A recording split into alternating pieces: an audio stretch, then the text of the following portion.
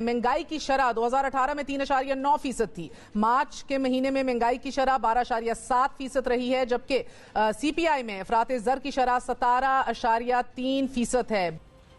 मैं तो आपको ये बता रहा हूं, बहुत सारे गरीब रात को भूखा सो रहे हैं। ये सब ड्रामा है। मुल्क में बहुत पैसे हैं, ये हो गया, लोग रेस्टोरेंट भरे हुए हैं, ये जो जिसे मैं कहता हूं ना नॉनसेंस बातें। इंडिया का मकसद है पाकिस्तान को खत्म कर। जो बाइडेन ने उन्हें नाश्ते में बुलाया, इमरान खान को फोन नहीं किया। उनके पास वसाइल भी हैं, फौज भी है, आईटी में भी सुपीरियरिटी है, बेहतरीन जहाज भी हैं, मिसाइल भी हैं। मार्केटों में हू का आलम, सन्नाटा, खचाखच खाली मार्केटें। यकीन करें, मैं आपको बता रहा हूं, ये सब ड्रामा है कि लोगों ने महंगे दामों ये खरीद लिया, महंगे दामों वो खरीद लिया। Total nonsense. तो काबू में नहीं लेके आएंगे तो मुल्क को क्वाइट पॉसिबली एक ऐसा क्राइसिस फेस करना पड़ेगा जैसे हम लोग श्रीलंका और लेबनान में देखते आ रहे हैं। तो there is absolutely no choice and जो इनके सामने अभी ऑप्शंस मौजूद हैं, दे आर एब्सोल्युटली हॉरेंडस। साथियों, इस कदर महंगाई भी पाकिस्तान में बढ़ती ही चली जा रही है। दूसरी तरफ हम देखें, पाकिस्तान में रोजगार घट रहा है, लोगों की कमाई भी घट रही, तो डबल मार पड़ रही है। एक तरफ हम देखें, जो पाकिस्तानी हैं उनकी तो जो है वो ईद ऐसे ही निकली, मतलब ना वो खाने पीने को, ना कोई बहुत ज़्यादा एंजॉय कर पाए। मेजॉरिटी ऑफ जो लोग हैं वो तो कुछ खास कर भी नहीं पाए, वही नॉर्मल था। बड़ी बात यह है कि जो इनका प्रधानमंत्री है उसकी भी ईद खराब भी थी। वो भी बेचारा वहाँ सऊदी गया था, उसके बाद में यूएई भी गया, लेकिन कुछ भी ढंग का हाथ में ना लग सका।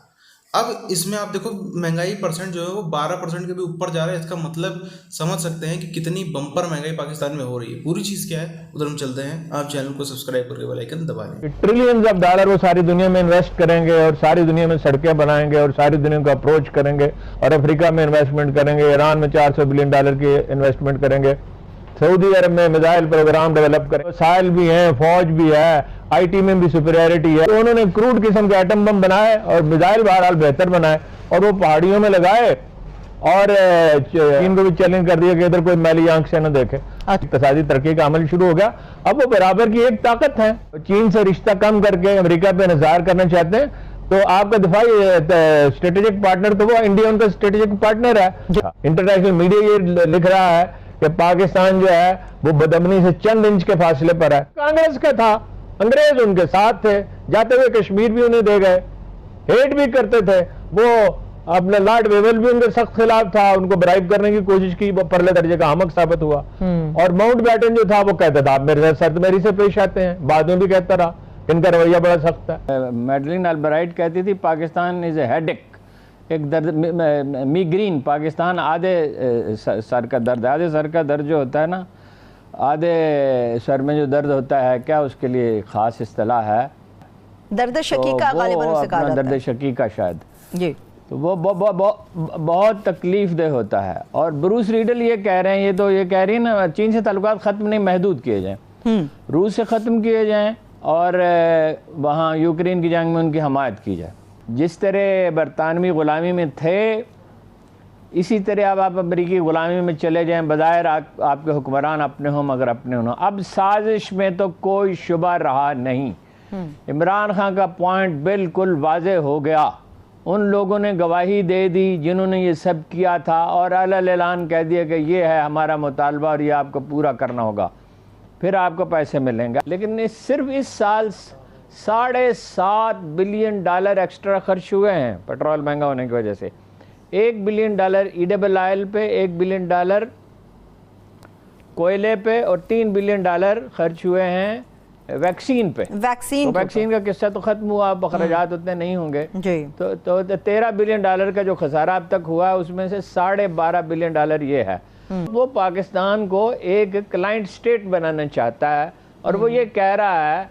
और यहाँ अड्डे वो उसने मांगे, बिल्कुल अब इसमें कोई शुबा नहीं रहा, अड्डे मांगे, दिए तो नहीं जा सकते अड्डे जी। तो जाहिर है कि भाई रूस जाना जो था वो तो आखिरी दिन का था ना।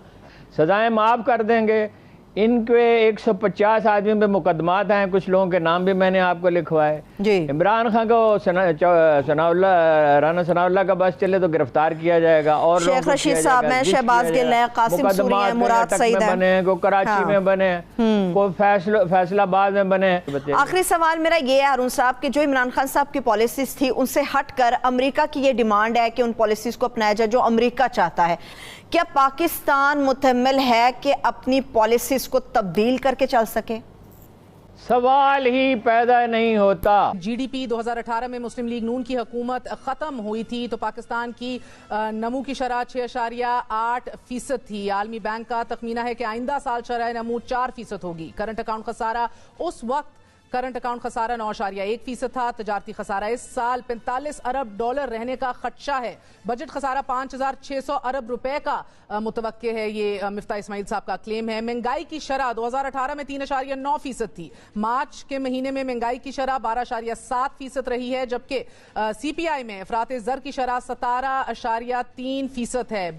तहरीक इंसाफ कह रही है हमने विरसे में बेहतरीन मुईशत इनको हैंड ओवर की है। वो कह रहे हैं कि this is the worst ever recorded economy that we are being handed over. अगर इस सिचुएशन को फौरी तौर पे काबू नहीं किया गया, और फौरी तौर से मतलब है महीने नहीं है हमारे पास हफ्ते हैं, ठीक है। ये टाइम अब आपने पूछना है कि 5 हफ्ते हैं या 6 हफ्ते हैं या 7 या 8 हफ्ते हैं, ठीक है। महीने हमारे पास नहीं है इसको काबू में करने के लिए। अगर इसको हफ्तों के अंदर अंदर काबू नहीं किया गया तो पॉसिबिलिटी है कि पाकिस्तान एक बैलेंस ऑफ पेमेंट्स क्राइसिस में पहुंच जाएगा। And it's a very difficult choice because इसको काबू में लाने के लिए जो फैसले उनको करने पड़ेंगे वो उनकी इलेक्शन में चांसेस को खत्म कर देंगे। और अगर इसको काबू में नहीं लेके आएंगे तो मुल्क को क्वाइट पॉसिबली एक ऐसा क्राइसिस फेस करना पड़ेगा जैसे हम लोग श्रीलंका और लेबनान में देखते आ रहे हैं। तो there is absolutely no choice in the जो इनके सामने अभी ऑप्शंस मौजूद हैं, they are absolutely horrendous। मार्केटों में हू का आलम, सन्नाटा, खचाखच खाली मार्केटें। यकीन करें मैं आपको बता रहा हूं ये सब ड्रामा है कि लोगों ने महंगे दामों ये खरीद लिया, महंगे दामों वो खरीद लिया। Total nonsense. मैं तो आपको ये बता रहा हूं बहुत सारे गरीब रात को भूखा सो रहे हैं। ये सब ड्रामा है। मुल्क में बहुत पैसे हैं, ये हो गया, लोग रेस्टोरेंट भरे हुए हैं, ये वो, ये जो जिसे मैं कहता हूं ना नॉनसेंस बातें। मार्केटें खाली थी, सन्नाटा था, सिर्फ चंद खवातीन कुछ मार्केटों के बाहर जो है वो अपनी मेहंदी लगवा रही थी, वरना गुर्बत के मारे परेशान लोग घबराए बैठे थे। उनकी पथराई आंखों से मुझे पता लग रहा था कि घर में बहुत तकाजे हैं लेकिन महंगाई और आमदन इजाज़त नहीं है। लेकिन हम कम ज़र्फ लोग हैं ना, मैं बुरा ना मानना। हम अरब लोगों को बुरी निगाह से भी देखते हैं, उनको बुरा भला भी कहते हैं। माजी की हुकूमत यानी PTI की हुकूमत में अल्लाह माफ़ करे जिस तरह के अल्फाज अरब हुक्मरानों के लिए इस्तेमाल किए गए, बाइसे शर्म पूरी कौम के लिए। बुरा मान जाते हैं ना लोग, बुरा मान जाते हैं। मेरी तल्ख बातें बुरी लगती हैं आपको, सच होती हैं ना। सच हमेशा बुरा लगता है, सच हमेशा बुरा लगता है। अपनी कमजरफी हमेशा बुरी लगती है, अपनी आवारगी भी बुरी लगती है। अपनी बेटी भाग जाए तो बंदा दूसरे पे डाल देता है, भगा के ले गया, वरगला के ले गया। 3 दिन तो रमजान के, 4 दिन तो इसी में निकल गए आपके। इनसे आप मांगने जाते हैं और इनके बारे में आप गलत राय कायम करते हैं।